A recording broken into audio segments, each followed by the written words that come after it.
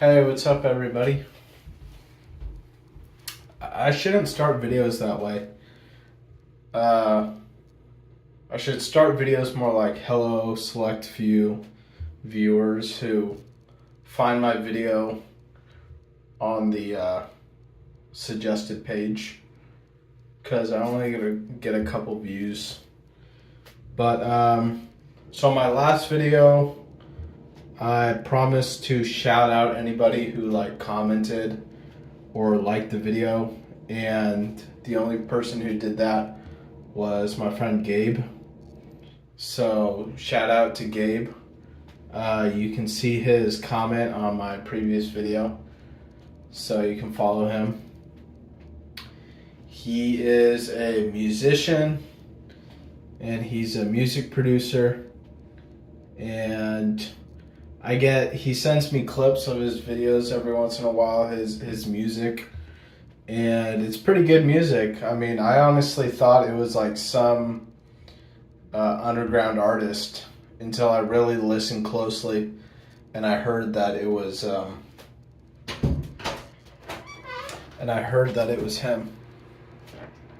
I'm gonna make this video with the door open so that there's a little bit of air coming in. It's kind of hot in here. It's kind of stuffy. Our downstairs room has been stuffy for a long time. So updates. I live in Tennessee, and there's a bunch of mosquitoes. I got this mosquito bite on my neck. I don't know if you can see that. It's right here. There's like a bunch of mosquitoes out right now. And I don't know if they carry something with them, but sometimes they'll make you sick. If enough of them bite you, you can get sick for a couple days. I was sick for like a whole day, like a whole 24 hours after being bitten 10 times. Also, there's thunderstorms, and we get alerts for thunderstorms pretty much every other day now. And it always starts off with a little bit of rain, and then it starts raining like cats and dogs, and then in comes the thunder. You see the lightning, and then you hear the thunder, and then as soon as that happens, you see the notification on your phone, and there's a thunderstorm alert on your phone. So yeah, that shit's really crazy. Here in Tennessee, there's thunderstorms every week. So it scares the shit out of my dogs. They always look to hide under my bed covers, or hide under the bed or something when they hear that thunder. So anyways, mosquitoes and thunderstorms. And yeah, gas prices are good. Yeah, there's really not much else to complain about. And I really shouldn't be complaining about thunderstorms, because, thunder's actually good for the earth. It puts nitrogen in the ground. Same thing with fires. Fires put nitrogen in the ground, and it enables the soil to almost renew itself, and it allows for things to grow. After the ground has been scorched by a fire or by lightning, it allows for it allows for grass and plants and things to grow in that area. So it's actually a really good thing. And the rain, we always need more rain. When I lived in California, we didn't really get enough of that. So, but out here, there's rain every other day. It's pretty rare to have a full 7-day week from Sunday to Monday without at least one day of rain. So yeah. Oh yeah, I remember what I was gonna make this video about. I was gonna make it about a Lucid Dreaming update. And so I don't really like saying Lucid Dreaming or Lucid Dreaming update. It's really just an update on my life as a daily dreamer, which means I dream on a daily basis. And so I had a dream last night that my little sister Margaret was at a party. Let me just check how much time is on this video. Oh, 5 minutes, we're good. So my little sister Margaret wanted to go to this party that this young kid, like her age, was throwing. He's a boy, and he was throwing this party.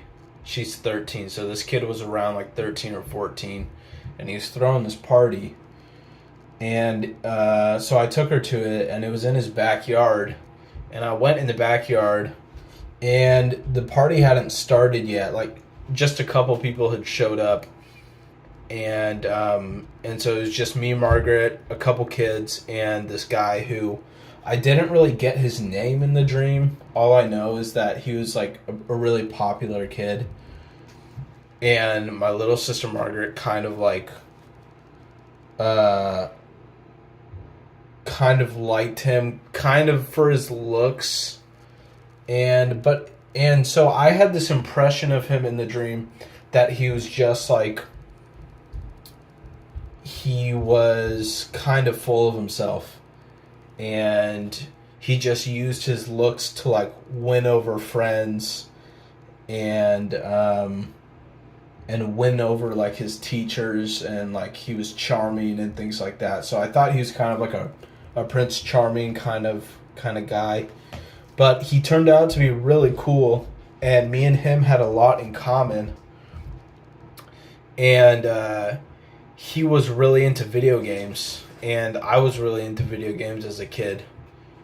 I love Super Smash Bros. Brawl. I love the Assassin's Creed series. I played a little bit of GTA. I wasn't really like that.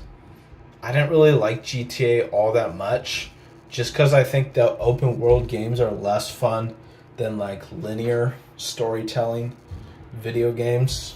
My favorite console of all time was the handheld PSP. And Ruby was the handheld PSP, and I would stay up all night on that and play Force Unleashed too. So anyway, so me and this kid who was throwing the party, we had like a bunch of common, including liking video games. And he had this Game Boy Advance, and he was showing me this video game that he was playing, and it had to do with like music. It was kind of like a Guitar Hero sort of game, but for the Game Boy. Obviously this game doesn't really exist, but in the dream it was a very like, you had to be really skilled, well, as skilled as you can be on a Game Boy to like win. And I like really admired his skills. I was like, wow, you're super good at this. And he's like, yeah, dude, you should check out these two video games that are coming out. And one of them, he showed me on his computer. One of them was like it was really weird, but it was like there was 3 types of bacteria: red bacteria, blue bacteria, and green bacteria. And the whole game took place inside of a house, inside and outside of this house that was kind of like an old property, and it was owned by like 2 old people. So while the old people were sleeping, you became like this bacteria that was infecting the house, and it was your job as the green bacteria to infect as much of the house as possible. So you had to like go into the kitchen and infect all of the silverware and the utensils and the washing machine and like all this stuff. And you were like microscopic bacteria, so it wouldn't like show up. It wouldn't show up like visibly to the human eye as like mold or anything. It was just microscopic particles, bacteria, whatever. And so you had to infect as much of the house as possible before the red bacteria took over. And the red bacteria, if you weren't concentrated enough on a certain item, then the red bacteria could take over that item and could convert your green bacteria into red bacteria. So again, this game doesn't really like make a whole lot of sense, but in my dream it made perfect sense. And for some reason I found the game really emotionally moving. And I was outside of the house and I was the green bacteria and I was going to infect the water supply of the house. And for some reason when I went into the water, it just made me cry. Like for some reason I started crying in the dream, like as a player playing the game, not as bacteria, but as the player of playing the game. I started crying, and I just found it really moving, like some emotionally moving scene of a movie or something like that. Like I just started crying, and I learned a lesson. I learned an important moral lesson from one of the characters, because there was characters in the game. It wasn't just bacteria. There was bacteria, but all the bacteria had different positions you could play, like commander, lieutenant, captain, general. You could play different positions, and they were all titles in the army. You know what I mean? They were all positions that you would have in an army. And so one of the bacteria pieces was basically immune to influence from either of the three bacteria. I don't really know how to describe this part of the dream. This part of the dream is very hard to describe because all of it is taking place inside my psyche. But basically there's this one guy who didn't play for any one side. He played for the red bacteria, but he was almost like a double agent. He was really working for the player. Whichever team the player picked, he was playing for you, but he was disguising himself as the opposite team. And for some reason, when I realized the importance of this player in the game, it taught me a lesson, a moral lesson within the dream. And I woke up, and the lesson that I was taught made absolutely no sense when I woke up. And I actually forget now what exactly he was teaching me, but I just remember him teaching me something. So that was the first video game. The second video game was more like an idea that I actually had for a video game. And basically you go to a supermarket and you buy a bunch of dolls and you bring them home, and you're a little kid. You play as a little kid in this game, and you buy these dolls, and then the dolls do your homework for you. So that was pretty funny. I assigned this one black Barbie doll, which was a dude, a Ken doll. I assigned him the position of the studies of the South Pole, which is not even a real subject in school. But basically I assigned him the position of all my homework that comes from the study of the South Pole, that class, you're gonna do that homework for me. And he was okay, roger that. And then I turned to another doll, and so it's kind of like Toy Stories, but imagine Andy communicating with the toys, hey, can you guys do my homework for me? So yeah, I must have gotten my inspiration from Toy Story.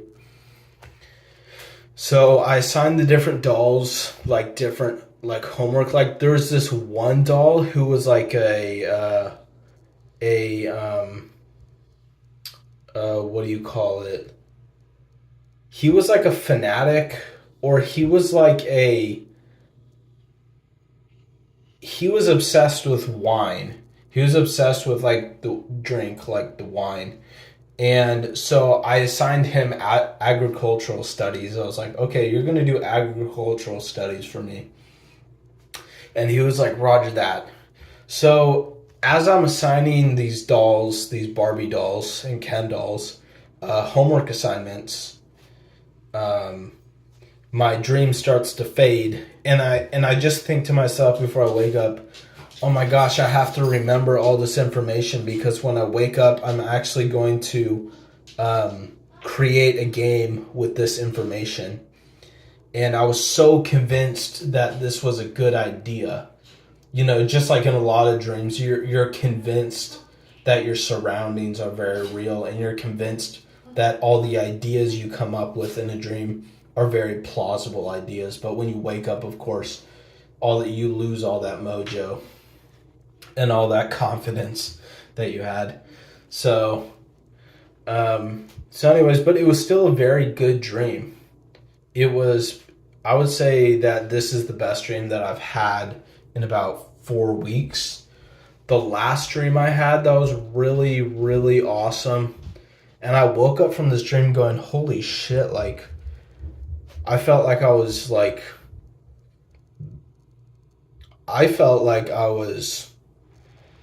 an anime character or something. Like, I felt like the main character of like the TV shows that I watch. Like, I really felt like the main character.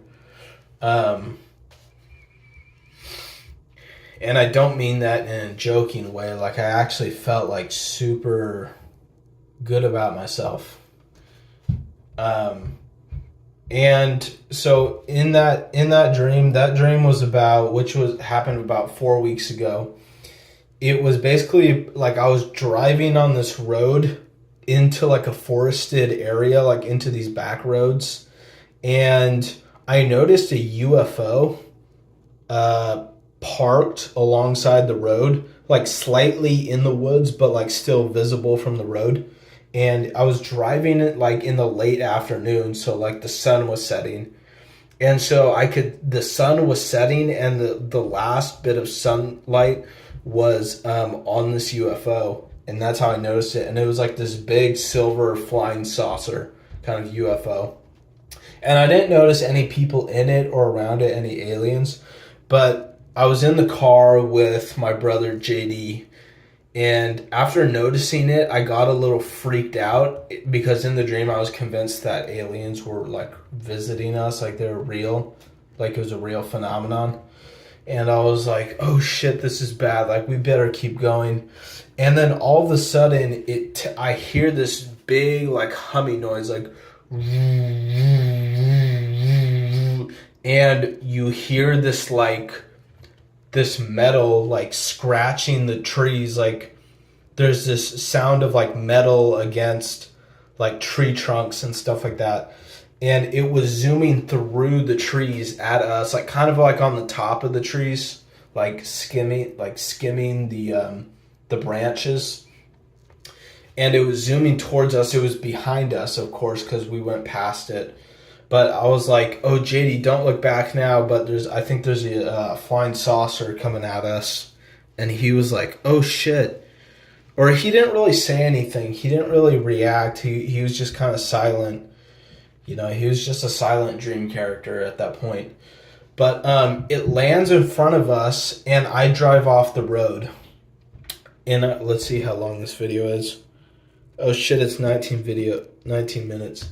Well, I just cut this short, but basically there's this kind of like in a video game when you face a final boss, like the final boss of the dream, I guess, the dream level, came out of the ship, and it started attacking me.